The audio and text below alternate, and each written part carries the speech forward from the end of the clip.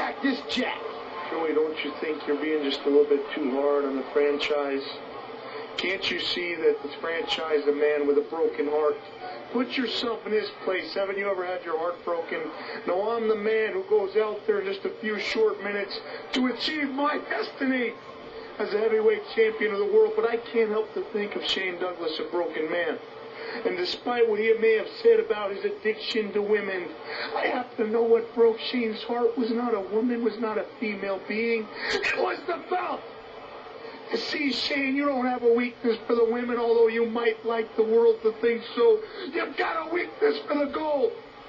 That little symbol that tells you you are an important man in this world, Shane, that you're not a mid-card wrestler. Well, I'll stand here right now and I'll tell you you're not a mid-card wrestler. What you are right now is the link in my journey to the heavyweight championship of the world. And Shane, I gotta face the fact that you are a man with an obsession for that belt that makes O.J. Simpson look like a matrimonial philanthropist. So Shane, you don't look at Cactus Jack and say, hey, my best friend is on his way to fulfill his destiny. You look at it like, hey, my best friend's trying to nail my old girl, and he might do it better than me. Well, Shane, snap out of it and call this one down the line, or I'll send you down the line on a very rocky road to Stanford. Bang, bang! There you have it from the challenger, Cactus Jack. Tonight, it's our television. We had, say what? A whole lot of superstars on this stage tonight. But I want y'all to know one thing. This is fire. And when I say who's that? Word attack skills and vocabulary too. All the hits in the disposition is all brand new. You're through. I'm interplanetary and like Doctor Who. So who? Fuck your beef, no relief. I step on stage, girls scream like I'm Keith. What's up, everybody? Ringtime Pro Wrestlers back at it again. Keith and Keisha are in the building. Keisha, say hi to the people. Hey! Okay, I literally used like every bit of energy I had for that. Like I reached the depths of my soul for that one. It wasn't loud, but it was loud enough. But I'm good. We are back for another week. Audio issues presumed to be fixed. You gotta listen to me live on a new microphone.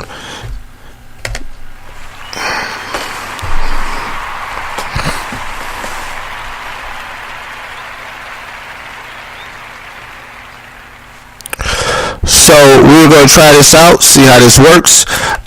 The promo that opened this show was the Raw promo. I was too busy talking right about it before I start the show to get things in order. We were supposed to go with a Hulk Hogan cocaine infused promo for Wrestlemania 4. As you know, we are up to Wrestlemania 34 this year. So what I have been doing, I started last Royal Rumble. So this year, I'm doing with WrestleMania also. I'm watching all the fours. I'm doing WrestleMania 4, 14, and 24 before I get to 34. So, Keish, WrestleMania 4, 1988, held at the Trump Plaza in Atlantic City. Donald Trump was in the building. He was there with probably, I think, his first wife. By the time the second one came around, he was with his second wife, which was the very next year. But that's another story for another time. And Hogan cuts a promo, Keith, where he says Donald Trump is a Hulkamaniac. And it froze me. And in 1988, that doesn't seem like a big deal. In 2018, it makes all the sense in the world. Keish. So, who knew in 1988 that meant that, oh, both of y'all were too racist. Got it. Right. Exactly. Did not clue that in. But hey, neither here nor there. It's March 9th. the unfortunate passing of one of Biggie Smalls took place this day. But as rap fans everywhere do, we choose to celebrate the life of the legendary Notorious B.I.G. Oh shoot, sorry, that was a poor taste. Wrong sound effect.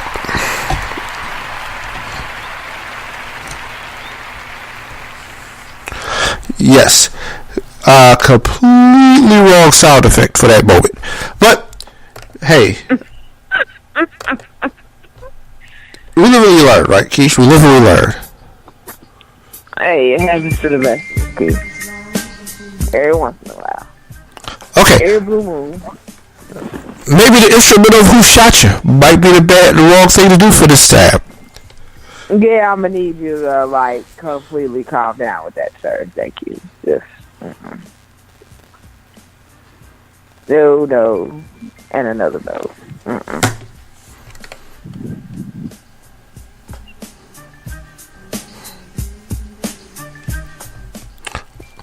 Okay, so as we get into this weekend is big. The family's in town. Cousin Raheem Mosley celebrated his 40th birthday. Also going down, I heard the co-host of this show, Keisha Hope, is dropping that 31 on Sunday, March 11th, same day as Fastlane. What's up, Keisha? How you feeling?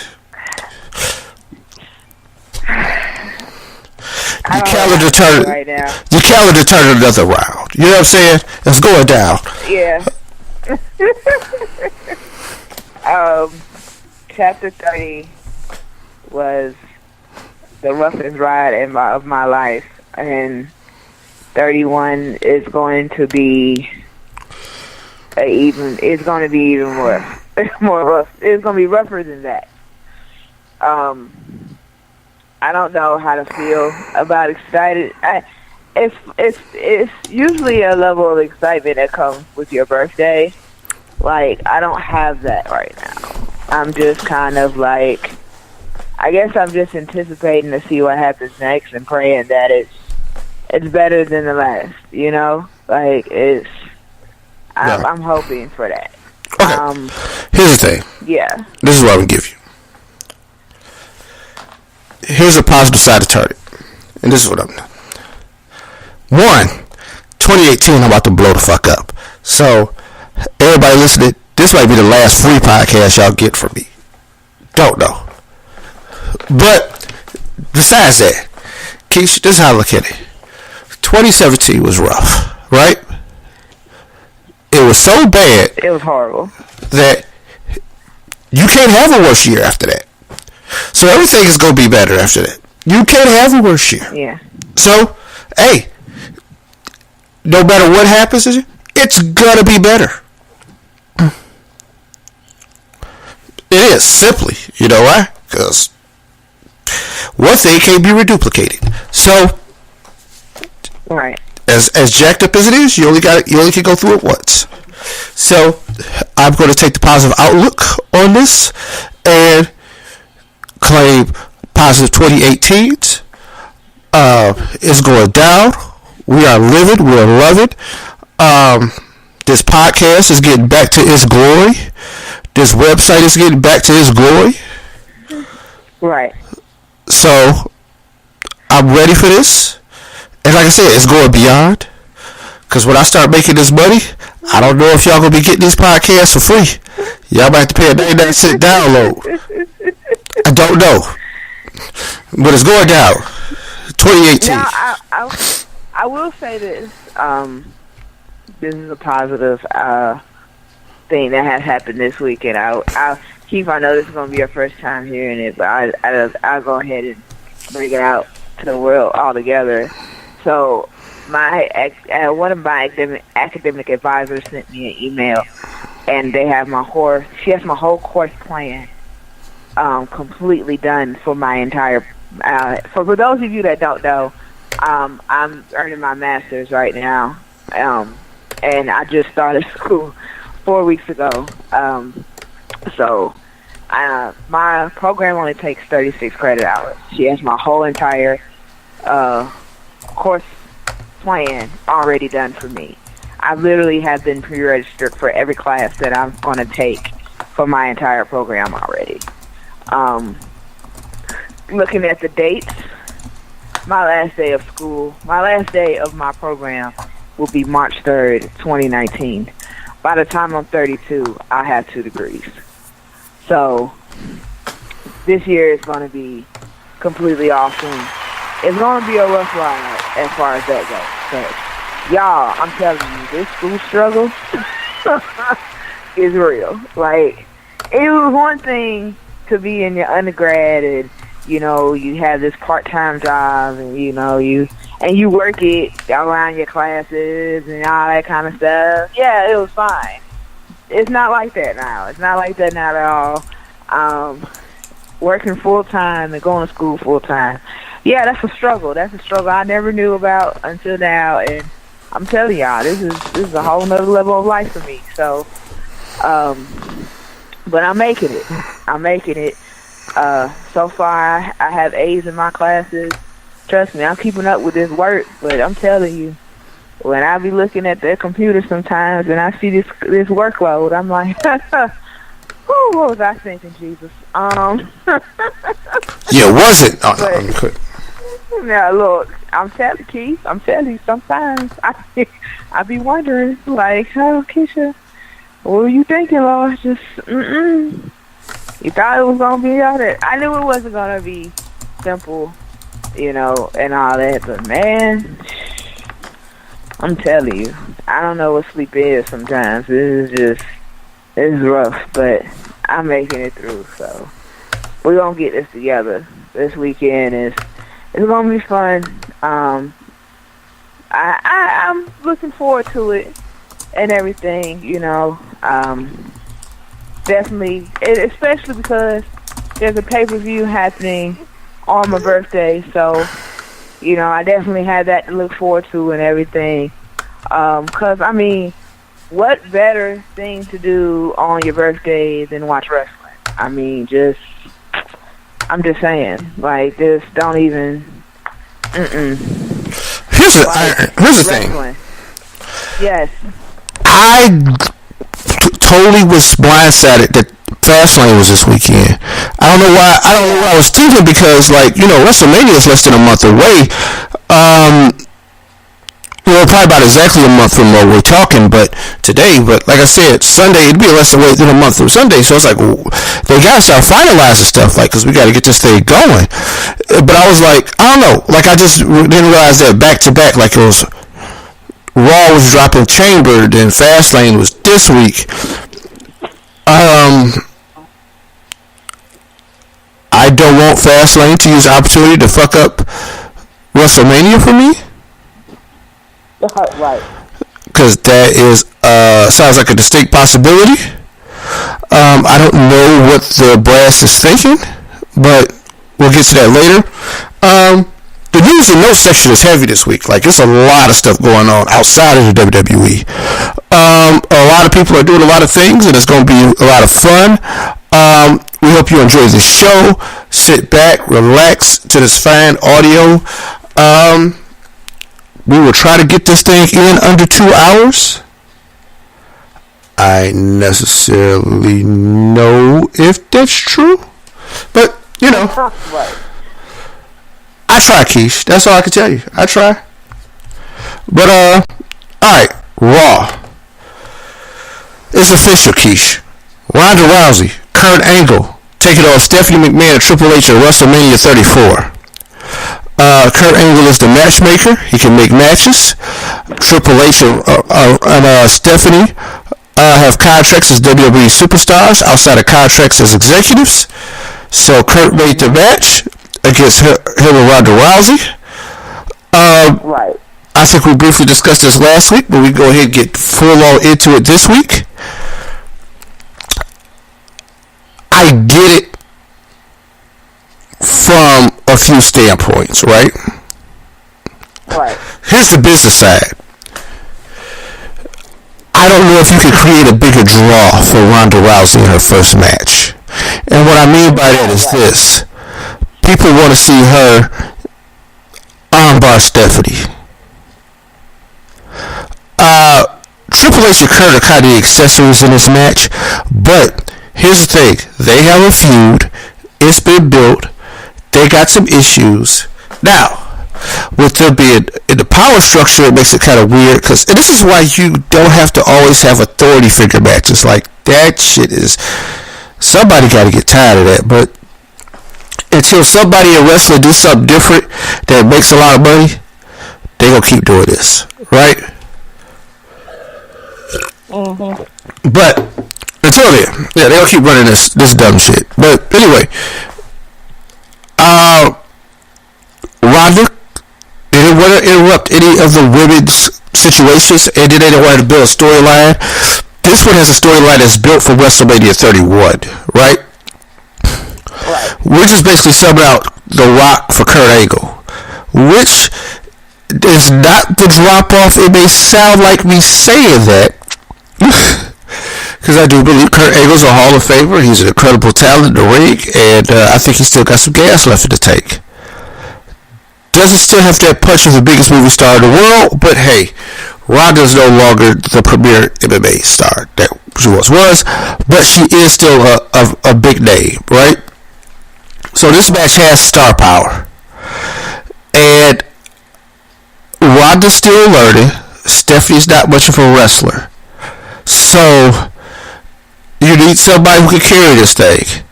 Triple H and Angle will handle that side of it, right? I'm sure they've been working out the match for a while. Triple H is still Triple H, and I think Kurt Angle has proven after his last pay-per-view appearance he still got some gas in the tank. Because this is the thing, you're not asking him to do this every night. You're just asking for some people to do one thing at one big event. And we're not even asking for a half hour. We're just like probably 15 minutes from these guys. So that's it. Keisha, your thoughts? I guess I seen it coming, so it was kind of like, well, you know what? I thank you for that, Keith. Because had it not been your prediction of this match happening, then I would have never seen it coming. But when the match was made, I was just kind of like, I've heard this before. So it wasn't really necessarily shocking to me. At the same time, it was just kind of like, really? Because I really honestly felt like, I don't know if it's because of Ronda's lack of training, like as far as her wrestling training goes, or what the case may be, but I just really felt like her first match, one, I think that the setup for her already has been placed wrong. Because to have her first match at Wrestlemania was already like, you already set her bar extra high. You know what I'm saying? Like, it's not like she's in an MMA ring. Like, this is not UFC. So, this is a whole nother realm for her. Wrestling is totally different. Like, granted, she can still use submission moves and all that kind of stuff, but you're not in the ring, in a wrestling ring, to necessarily hurt your opponent. So, like, you're not in there to really, like, do, like, actual damage to them. And if you do things wrong, that's exactly what's going to happen. You're going to injure them. And this is not something that should be intentionally done when you're wrestling. So, Ronda has to learn how to tone it down. Right. What I mean, like she really has to learn how to tone it down. You can't do in this ring what you did in the octagon. Like they don't equate. So I feel like her facing Stephanie is because of that lack of, because I don't know how long Ronda's been training for this. You know what I'm saying? That hasn't really been discussed. Right. It's like no one knows how long she's actually been wrestling training. Yeah, so, I'll say this. I think it's probably been a decent amount of time, but yeah, the reason is she's getting this spot at WrestleMania. One, they want to maximize her exposure on her first time around, right? You gotta think about the magnitude of the signing. This is huge. This is a top tier MMA star who, and mind you, wrestling and MMA kind of still has a slight competitive thing between the two of them. They're still competing for eyeballs and demographic. You're taking, because what she does now is she has legitimacy to the division, right? Like, think about what this women's division has evolved to, right? And what we're trying to do with the women's division. Then what you're doing is taking a legitimate combat performer and throwing her in the mix with these superstars. Now, like I said before, she will wrestle them. They're giving her, they paid her a boatload of money, I'm assuming, right? Like, her contract is one of the highest probably on the roster. So they got, it's just like with Brock. Like, you got to get something out of it early. So with this is the time. What they'll do after this match, they'll dial it back. She'll face, Beta James or somebody like that, or, Rocket Robin or somebody. Then she'll transition to a title shot probably the next 2 or 3 times, right? Like, probably like her second to third feud will go towards a title shot, because the thing is, that's what she's there for. Like, we're gonna put names on the marquee. So I give her debut at WrestleMania because this is like the best way to maximize her star power. And they put her in a situation where she isn't gonna have to do a lot. And the funny thing is, whatever she does do is going to be electric, right? So if Angle and Triple H are working the match, and Angle's getting busted pretty bad, you know what I mean?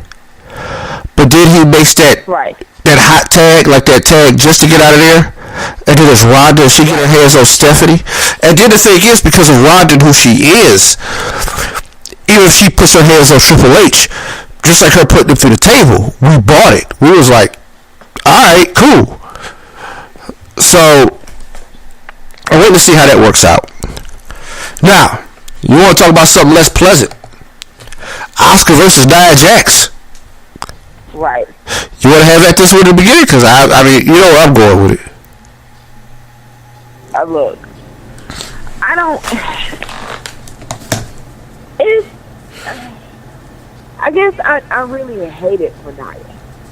You know what I'm saying? Like, I really do, because she's worth way more than what's happening to her right now. And I'm not saying that it's because of Asuka. It's because of poor planning. Because you're not going to destroy Asuka's undefeated streak. So that's already a given. So when you keep putting Nia out there to have her lose to Asuka, like, to me, I feel like it's diminishing her character and her abilities a little. Like, everybody still sees Nia as the irresistible force, but at the same time, how can you be the irresistible force if you're losing every week?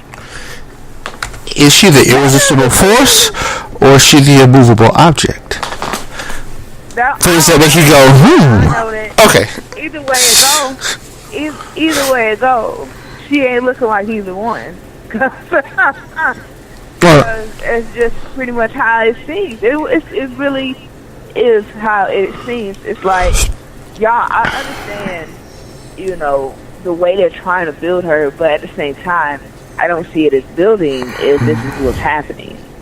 So, there has to be another way. Right. You know what I'm saying? It does. Yeah. Do you understand that this segment of the show could just be titled Crap on Raw, right? Because I'm going down the list, and this shit's going to be fun.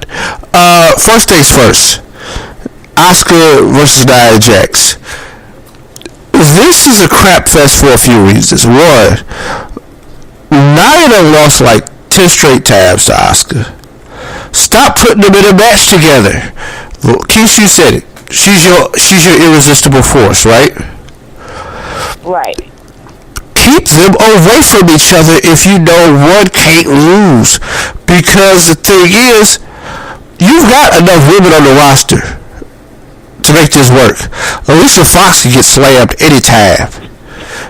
Right. Like, you could be doing this and make it make sense. You can take out some jobbers. That's what Nia Jax had been doing. Nia Jax can be squashing Bayley right now. Like, there's things that you could be doing to make this all work. But no, you keep sending Nia out there. Now, what happened afterward, I think, is some of the greatest heel work I've ever seen in life. But it is also very damaging to what you've done to that character. Like, they want to make her a babyface, it looks like. I'm not really in that camp right now. Like, I think her babyface turn can be more organic, more like a, just we appreciate her crushing people. But this, what they did was, it was kind of uncomfortable. Now, I'm going to say this. Alexa Bliss is the best heel in the company. Hands down. And I think we've said that before, but damn. Like, she know how to just not be unlikable. And that conversation she had with Nia, we kind of skipping ahead in the show, but that shit was uncomfortable. Yeah, it was. Like, I was watching that and I was kind of like, see, this is what it was like. I like when I forget that this ain't real. I was like, damn, that's kind of jacked up. Like, I was tuned in. I was like, you don't need friends like Alexa Bliss. Right. Because, crazy enough, the world, you got friends like that. With so-called friends, right? So they set you up. They send you to go out there and do something really stupid. Can't figure out why you do it. But after it's done, they give you the worst pep talk ever. And basically, they just want to crap on you. And really, that's why they wanted you to go out there in the first place. They just really wanted an excuse to crap on you. Yep, that's where we were. Also, side note, Mickie James and that leather, man, is this Mickie going dark? Because if it is, now, more of that, please. I'm not dealing with you, Keith. I swear on that. More of that, please. The Bar defeated the Revival, Keish, in a match that was such a throwaway. It was like, hey, you know what? I ain't got shit better to do. I'm gonna bury the Revival. Why not? Right. Why not? Because I've got one of the best up-and-coming tag teams in the business. I'm gonna fucking bury them soon as I get a chance, with no real logic behind it. that was the worst decision ever. Like, I was just kind of like, really? Because we had just discussed the Revival being a number one contender or even in a hunt for the tag team titles, and then you just send them out there like jobbers to get buried. Like, it's ridiculous. Like, I'm like, are you kidding me? Like, no, this is not what they should be doing. I'm not in support of this. Like, I really honestly was pissed about that entire situation. Like, I was kind of like, no, this is ass backwards. Get it together. You know what I'm saying? To me, this is what you have. This is when you send out a jobber squad. I mean, the thing that I don't get, like, you can't say that's not possible. Because it's been one too many times where y'all had tag teams and singles competitors we ain't never seen or heard of that came from the local YMCA that had their time on Raw, you know what I'm saying, or SmackDown or whatever. Like, y'all can do the same thing for the tag I'm just saying that you can do with the single competitors. You don't even have to get jobbers, Keisha. You got like 40 dudes in the back that ain't even doing nothing this weekend. That they got old contract. Heath Slater will gladly go out there and get body slammed. They use Rhino all the time. Hell, Akira Tozawa ain't doing nothing. Like, there's people you can use. I don't get it, right? Like, I don't get that was frustrating. So, alright, there's that. John Cena defeated Goldust. He was going to SmackDown. He weaseled his way into the SmackDown main event, but hey, he came to Raw. I guess it's like, let's get the most out of John Cena right now, because he must be on a little break. So John Cena doing Raw and SmackDown, just all over the place. But Goldust coming out in the match that, like, I didn't realize they had never really faced each other. Right. Right? You would think over the time, but when you think about it, I get Goldust's disappearance and like some of the time he wasn't around, coincides with that. So, okay, we'll go from there. Bayley defeated Mandy Rose, which I thought was a decent match. And Mandy Rose, keep an eye out on Mandy Rose, Keish. I think out of all these emerging people, I think she has a very bright future. And I think she's going to combine all the things. Like, she has the athleticism, she has the look. The only problem that they have, and this is where, like, you know who was really smart? Eva Marie. Before she was released, Eva Marie. Yeah. You know why? Mm-hmm. When she came into the company, she had like brown hair, right? Right. And they told her to dye it because she was looking like a Bella. Right.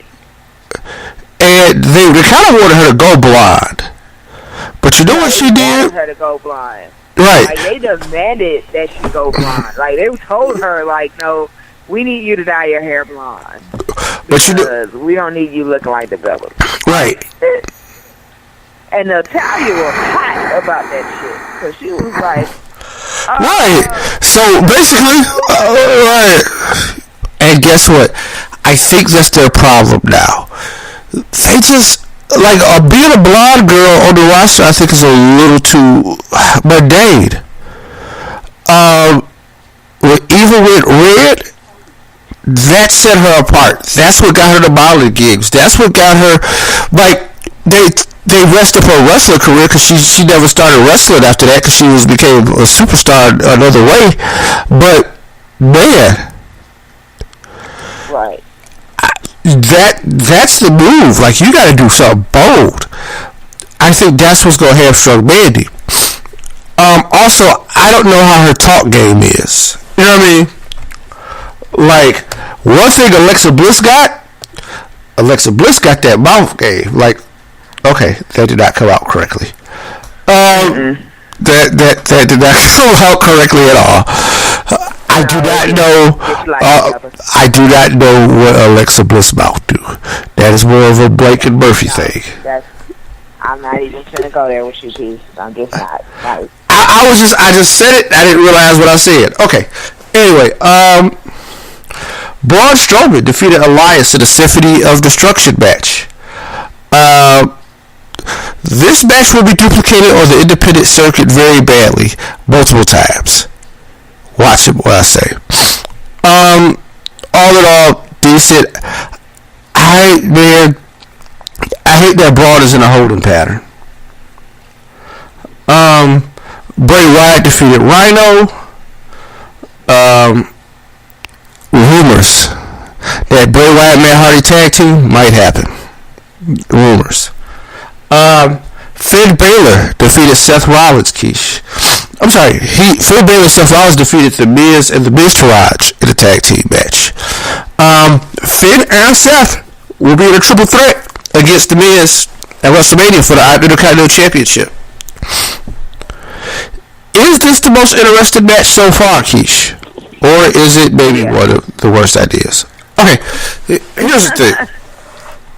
I think The Miz is A1 talent. I think what he's been doing the last year, Rolling Stone had it right. Rolling Stone had it right. They were barking up the raw tree saying this guy was a superstar of the year.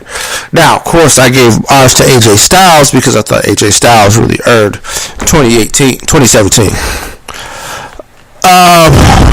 That being said, the promo work by The Miz has been like stellar the past like 8 months. Yeah. I like the Miz Taraj as an idea. Now, he could be dropping his IC belt to make a move towards the world title. That could very much happen.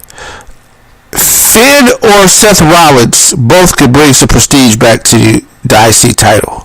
Because I think the thing is with the IC title is that it just needs to be out there a little more. And we got to get better matches with better wrestlers for that belt. Two of the top tier stars right now, guys who I think, I mean, you got two former Universal Champions, one former WWE Champion.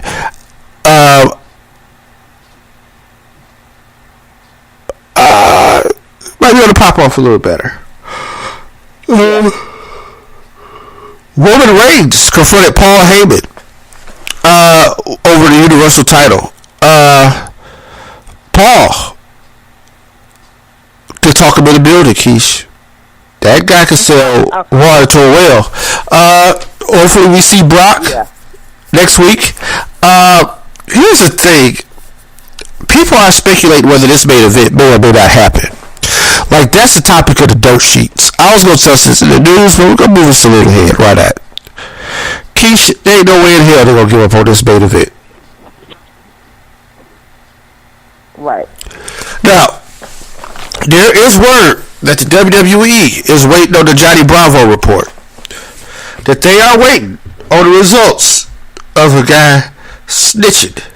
Right? People claim they have damaging video and they got all this evidence, yada yada yada. Of course. Here's what I would say to that. Brock Lesnar tested positive at the UFC after his last fight. He would have hit wrestled at a WWE event, nobody gave a shit. Right.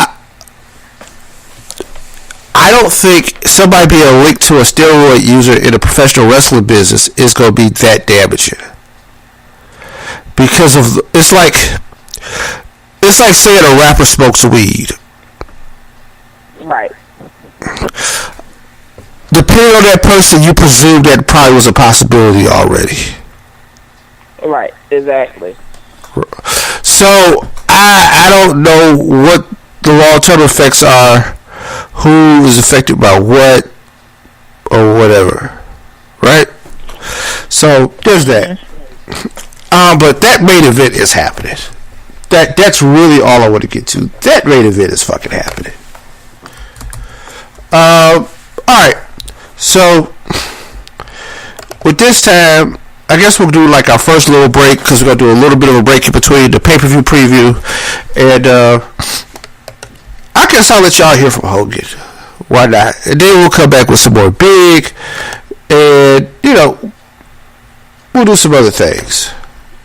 So, I want y'all to enjoy. I hope y'all enjoy this show. We are really proud of what it turned out to be and what we were trying to do with it. There was a lot of work, a lot of notes. So,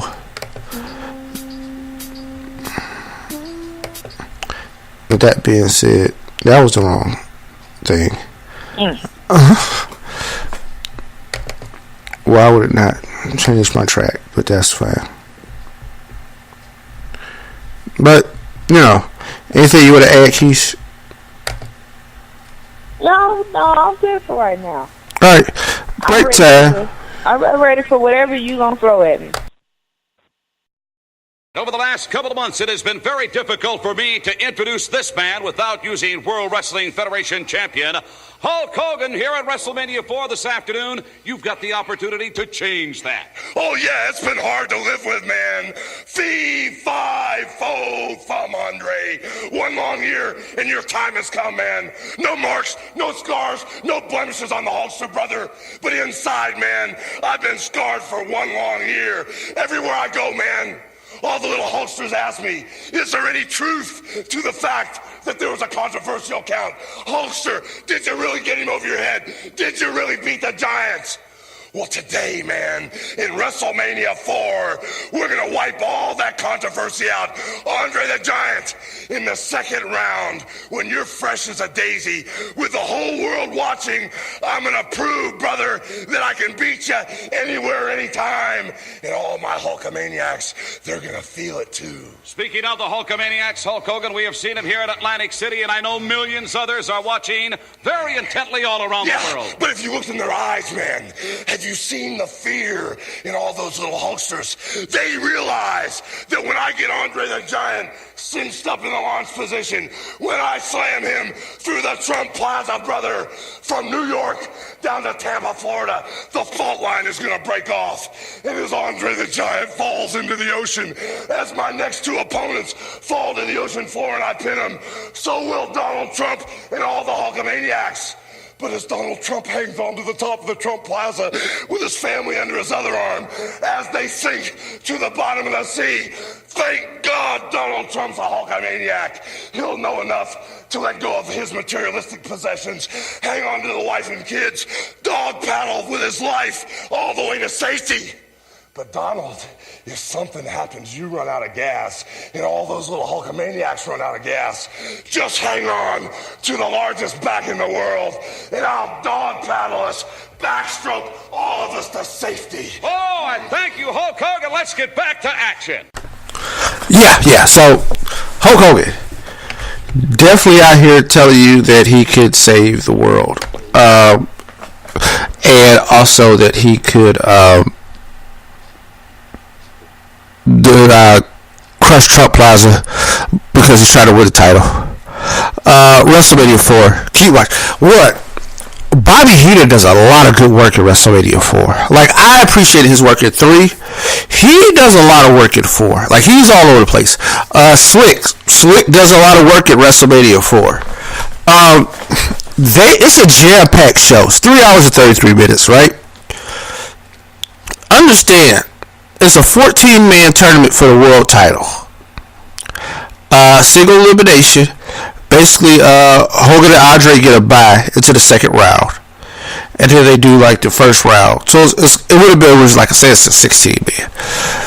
They got some crazy rules. If you get disqualified, you're out. If both of y'all, it's like a double DQ, then both of y'all are out, and then whoever was going to face y'all gets a bye. Like, they work it out. Macho Man puts on a clinic.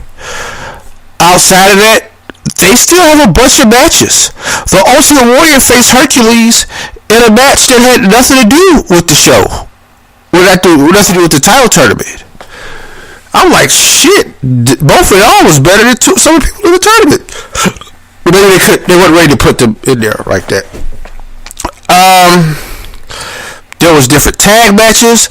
There was a battle royal, which the battle royal ends in what I call like the Stampede Classic, because the final 3 people were Bad News Brown, aka Bad News Allen, who is probably one of the most racist characters that has ever entered wrestling, Junkyard Dog, and Bret the Hitman Hart.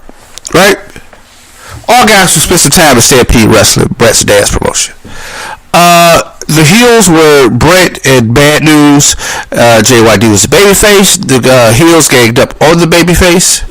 Then Bad News Brown is the first one to double cross Bret Hart. Also, Keisha, where was Bad News Brown built to be from? Georgia. Harlem. He was a black wrestler in the 80s, Keisha. Harlem. What? The answer is always Harlem. Why is it Harlem? Because he was black in the 80s. Hence, Booker T, Stevie Ray, Harlem Heat. They from Houston. Black people are from Harlem, Keisha. That's what I got from 80s wrestling. Harlem. Do you know what Bad News Brown's finishing move was? Please enlighten me. That's right, because in 1988 he was one. Okay. Exactly. His finishing move was the Ghetto Blaster. That is so ridiculous. Yes. This Bad News Brown. You should see his ring attire. It was black trucks with like the black street fight gloves, like from like 1980s gang paraphernalia. Yeah, pretty much. His finishing move was known as the Ghetto Blaster, which he basically did like a sister kick to the back of your head. But yeah, it was the Ghetto Blaster. Like I said, maybe the single most racist character in wrestling, and that says a lot. But yeah, so we're getting over here. We're at birthdays. Today is March 9th. Keisha, Yes, it is. do you know Melina celebrates a birthday today? No, I did not. Melina turned 39. Yeah. Rick Steiner celebrated a birthday. Rick Steiner turned 57. I still have not went to a Cherokee County School Board meeting, Keish. Because, you know he's on the Cherokee County School Board. Yeah, what the hell? Yeah, I mean, apparently, him and Scott both live in Cherokee County, because Scott Steiner owns that Shoney's up there in Ackworth. Or was it Ackworth, or was it up there in Cherokee County, like in Canton or Woodstock? But yeah, Scott Steiner owns the Shoney's out there. So apparently both of them are living out in Cherokee County, probably the next county up from where I live. So like I said, I need to go to a Cherokee County School Board meeting, act like a concerned parent, and then say, hey, Rick Steiner, can you do my podcast? I'm from Michigan too. See how it works out. But yeah, there's something to that. Other than that, nobody else really worth mentioning. Keith, for your birthday, March 11th. Pitbull 1 celebrates the birthday. Pitbull 1 turns 51. But I don't know if that's better or worse than my birthday where I just got Steve Blackman.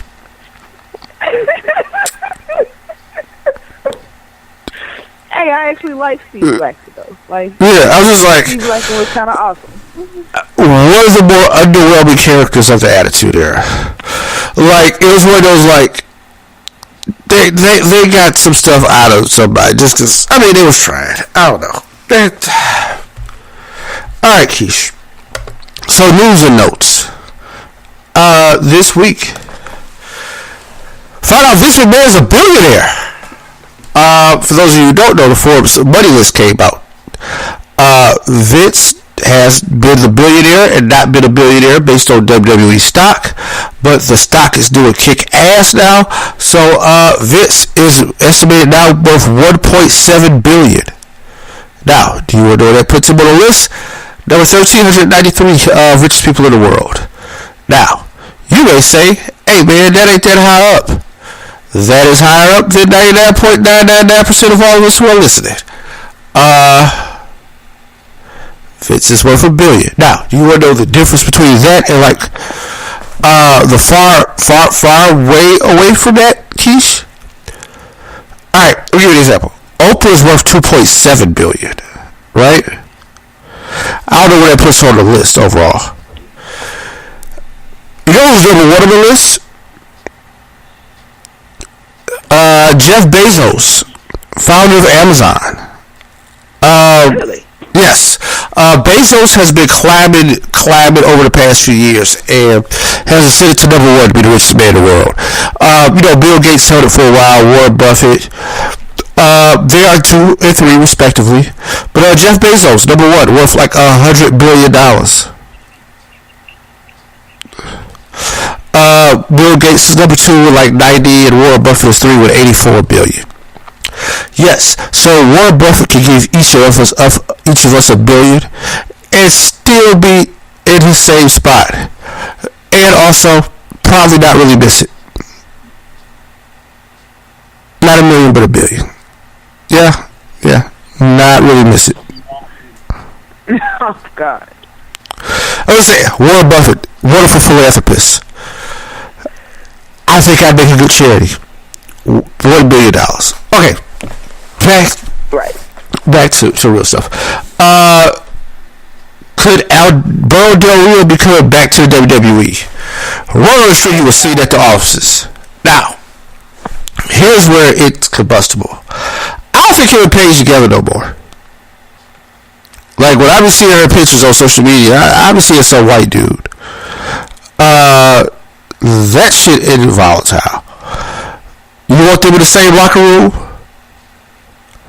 I don't know if Paige at 25 is professional enough yet. Now, I know she can't wrestle no more. You know what I mean? You know, I keep forgetting she's only 25. Yeah, so yeah, I don't know how this works out, right? But well, here's the thing. I don't think he's coming back. Word on the street, he was at the offices because he was filming some stuff for a Rey Mysterio DVD. But they say a lot of people still believe in him, despite all the bad shit he has said about them. A lot of people still believe in him and believe he has big star potential. And, you know, they want to sign him when his Impact contract ends. On some more darker shit, the coach name comes up in the newest ESPN lawsuit for some sexual harassment. Have you got a wind of this story, Keish? What? Yeah, Jonathan Coachman, Raw announcer, who is back in the WWE after his April departure from Before Letter Network, potentially could be like, he literally just stepped back into WWE, and I mean, literally, like, easy come, Jonathan. Easy go. Yeah, don't know exactly what happened, but easy come, easy go. I don't know. Like, he may stick around. Here's the thing. You know what helped him? Adrian Lawrence is bringing a lawsuit, and she said something about Chris Berman leaving a racist voicemail for Jamel Hill, and Jamel like, it didn't really happen like that. So people might be discrediting her now off of that detail, which could just be some hearsay that she got wrong, right? I'm not telling you Coach is guilty. I'm definitely not telling you he's innocent. I'm saying, right. I don't know, man. CM Punk lawsuit. I'm saying he shouldn't be in that hot water in the first place, but we're going to go and continue. Yeah, no. Here's the thing. You might see Booker T on Raw in the next couple of weeks. Oh, but, yeah. Mm-hmm. Yeah. I don't know. Cause I don't know, man. I don't know. Shit between him and Corey, man. I'm telling you. I don't know about all that, man. Biosex to come back. That sound like a stretch. Book go to SmackDown. Biosex. Oh, no. Damn, Corey over at SmackDown, too. Fuck. Alright. Damn, Corey Cole. Yeah. Michael Cole Jr. More news. CM Punk's lawsuit with WWE Dr. Chris Amann will actually go to trial. They thought they was going to get this thing resolved prior to going to trial. But nope, it's going to trial. I'll tell you what. CM Punk's probably stubborn. The problem is with Chris Amann, he can't let this shit slide. And I don't blame him. You know why you can't let it slide? Somebody attacked your entire professional reputation. Somebody said that you sent them out there with concussions and had them working with a staph infection that could have probably killed them. Yep, they said you did that. Hey man, you gotta sue. Punk, if you feel like you was done that wrong, you gotta sue. This shit going to trial. WWE cannot be happy. Last thing they wanted was a trial. Cause you know, stuff go haywire or whatever. People gonna start talking, and then people start talking about things that they ain't got nothing to do with nothing, and it's just like, oh god. So yeah, I don't think they're gonna do that. But it's I find it amazing that they didn't find a settlement out of court. They go to trial. Right. But you know, I guess I've seen worse. Ring of Honor announces the 16th anniversary show, which went down tonight. while we were recording. 16 years of Ring of Honor. Congratulations. Keish, Hillbilly Jim joins the 2018 class of the WWE Hall of Fame.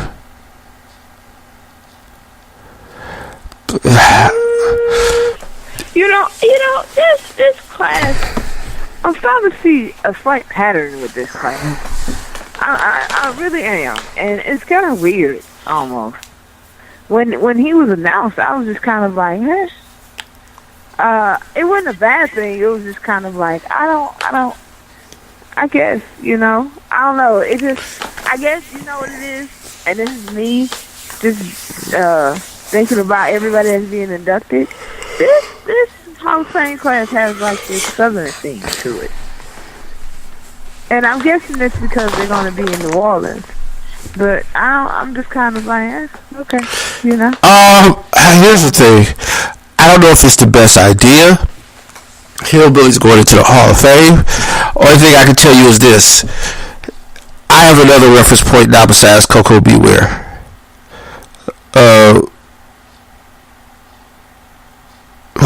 What's behind me, all that stuff. I'm not bad-mouthing the decision, but I'll leave you with this food for thought. No titles to speak of. Like, none, absolutely. Never sold out, really nothing. Like, I can't get the logic behind. You know what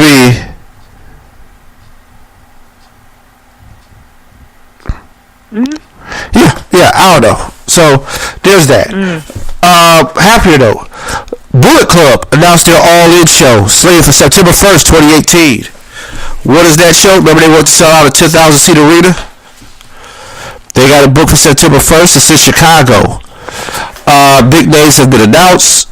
Cody Rhodes, of course, is going to be there. All your Bullet Club people, Kenny Omega, you know what I mean? Rumor. Possibly.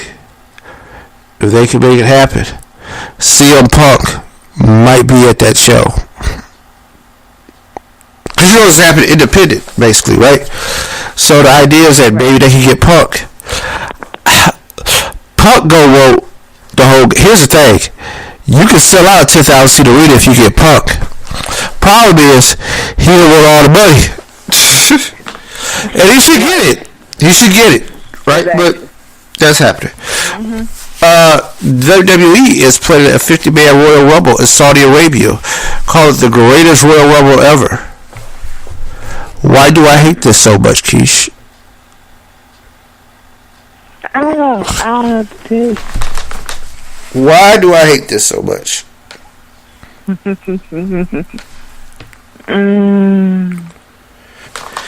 know they can't do a 50-man Royal Rumble. They couldn't do a 40. And it's in Saudi Arabia. Shoot. Better get it right. But, yeah. So that's that. So on to SmackDown, Keish.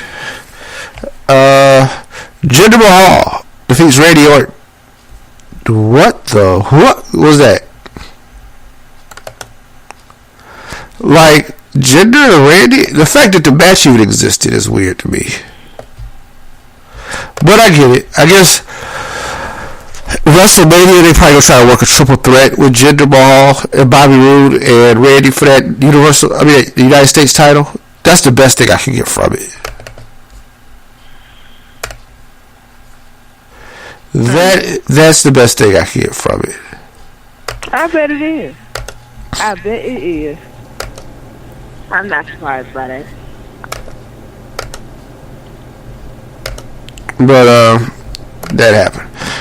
Becky Lynch defeated Carmella, which for me, hey man, we had a Carmella sighting. Yay, Carmella! Like she's still around. Yeah, but Carmella is Money in the Bank, so that kind of is awful, really. Well, here's the thing. It's really awful. I think it actually works in her favor, and I'll tell you why. Because if she cashes in on a situation where it's kind of like, alright, we don't know what's going on. Hey, something wrong? You get all the attention? too. The thing about her not being out as much is this wonderful thing of like when she catches it, it's such a shock to the system. You know what I mean? One thing is helpful in a Money in the Bank cash shit is like ain't nobody seeing it coming. So something happened at WrestleMania. I can see Carmella running down the aisle. Hopefully she don't blow it. AJ Styles was in a singles match against Dolph Ziggler, Keish.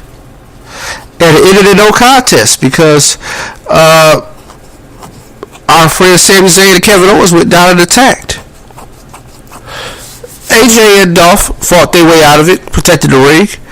And you know what Shane McMahon did, Keish? He invited Baron Corbin down to the match and made it a fatal 5-way. You know what that was? Stupid. That fool just gave away the whole damn pay-per-view. Minus John Cena, but that really don't matter. Y'all just had a fatal 5-way. Y'all just had the pay-per-view match.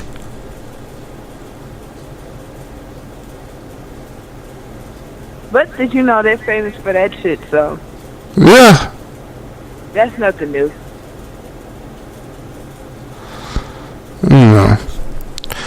But, yeah. But, Sami Zayn won the match with a haluva kick on Kevin Owens. Like, he double-crossed him, but the title wasn't even on the line. Right. Damn shame they doing these kids these days, Keish. Damn shame. But, with that being said, we are coming back for our last break, and we are about to give you some Fastlane preview. So with that being said,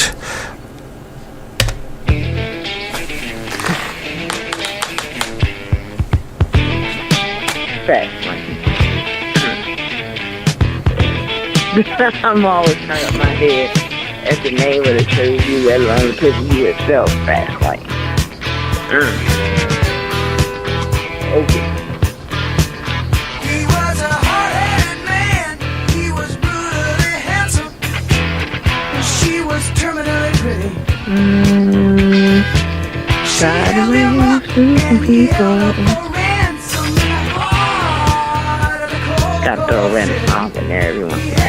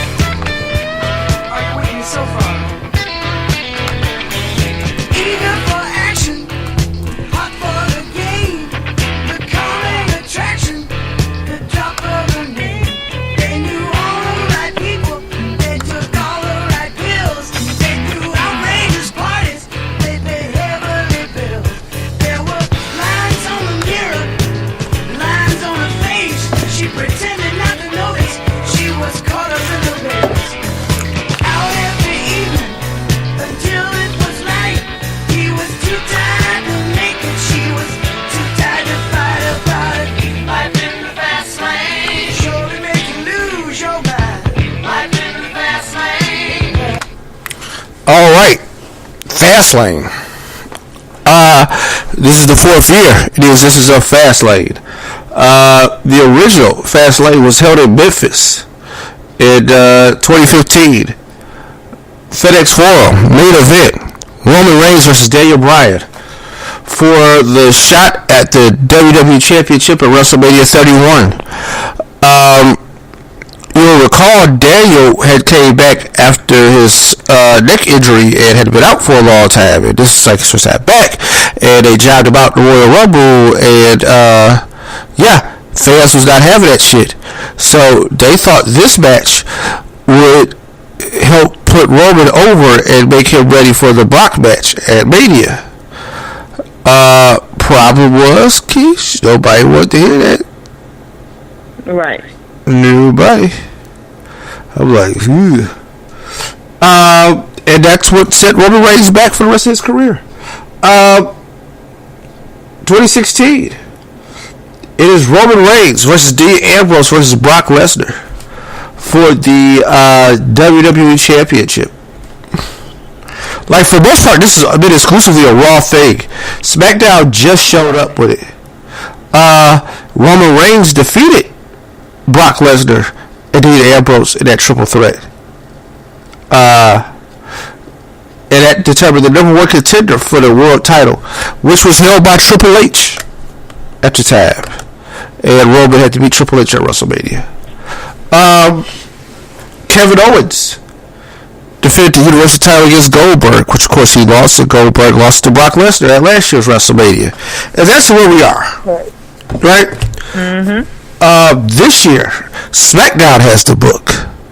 SmackDown is in charge. And of course the main event will be AJ Styles versus everybody. He should get one of the Detroit versus everybody t-shirts. Like AJ versus everybody. Right. Because I thought I was getting in on the match. I was about to call Vince like, shit, alright, cool, so where do I get in?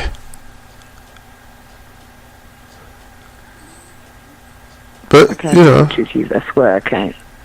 I can't. Like, something wrong with you. You have issues. I don't say something wrong, but, you know, okay. Let's go down the card.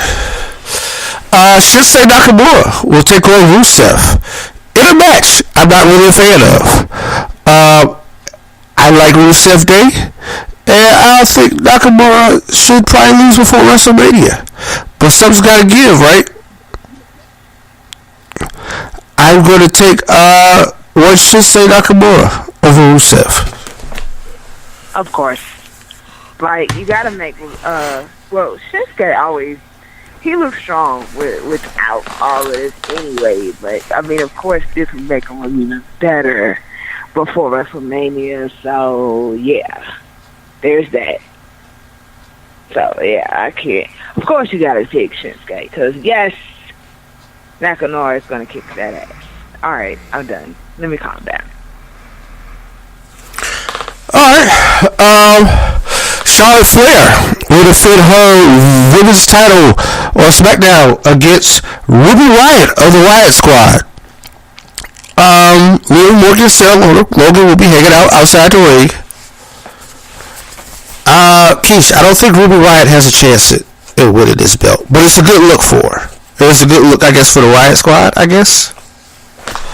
But I don't think she has I don't know who Charlotte's going to face at WrestleMania, but I don't see Ruby Riott having a good shot at winning this belt. Right. She doesn't. She does not. That is a negative. They're going to have Charlotte going to WrestleMania with the belt. We all know that. I mean, come on, man. So, Charlotte's probably going to hold on to the belt, as she should. Next match, Becky Lynch and Naomi will take on Natty and Carmella in a tag match. Because, if not, why not, right? You know what the women's division may need, Keish? Two things. A good writer and tag team titles. Yeah, true. So true. Lord. I don't know. But, I don't know.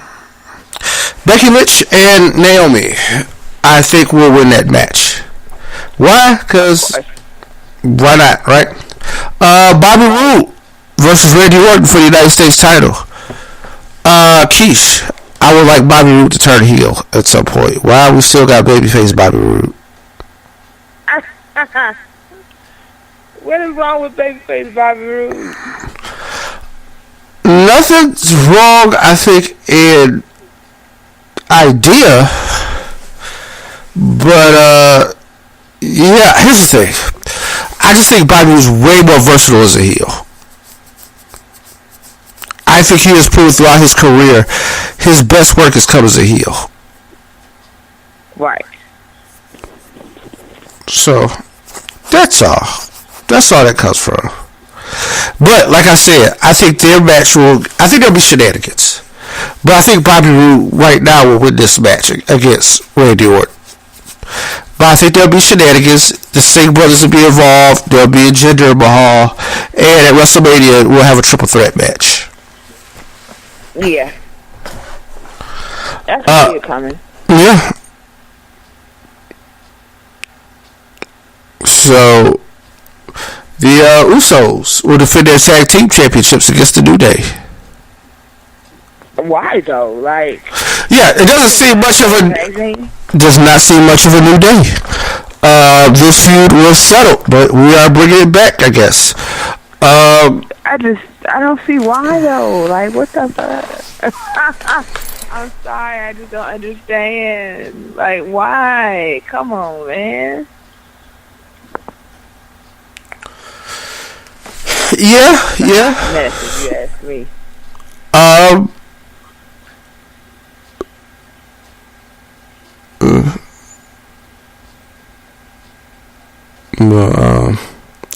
Yeah, I'm gonna go with the Usos retaining their tag team titles.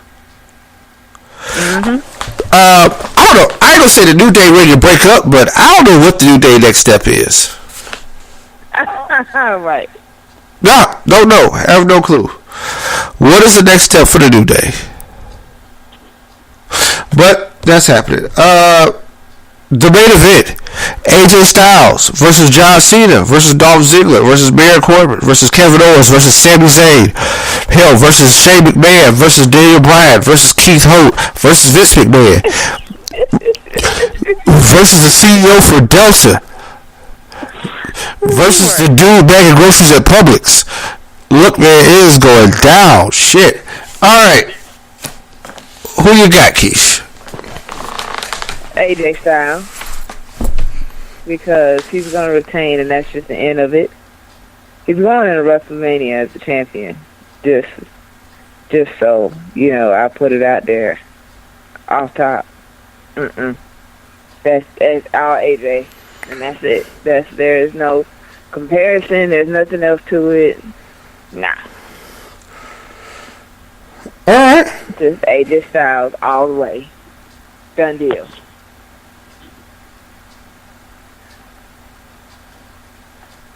Yep. This is easy. I don't want them to mess up my WrestleMania main event for WrestleMania 34. Right. That's been the crux of my motivation. That is what I have talked about. AJ Styles retains the title. He has to. Almost has to. Please, Lord. Let them not do that stupid with that belt. AJ for champ. AJ Sensei Nakamura, WrestleMania. Let's get it. And with that being said, Keish, that is it for the preview of Fastlane. And we may have done this under an hour and a half. Maybe a record the last couple of weeks. So, anything else you want to drop in there? Or got to add? With that being said, we are out. Next time we hear from us, Keisha will be a year older. Peace. Bye.